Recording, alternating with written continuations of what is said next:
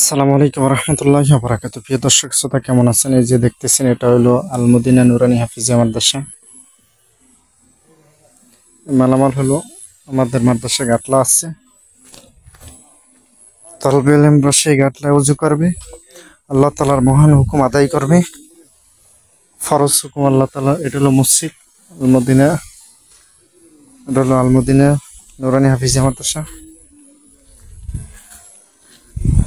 তো হলো পুষ্করিণী পার, মনোরম পরিবেশ এবং দৃশ্য।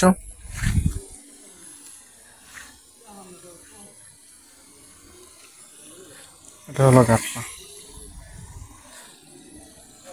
এখানে তলবে ইলমরা উজু করবে এবং আল্লাহ তাআলার মহান হুকুম আদায় করবে। তো সকলে ভালো থাকবেন, সুস্থ থাকুন।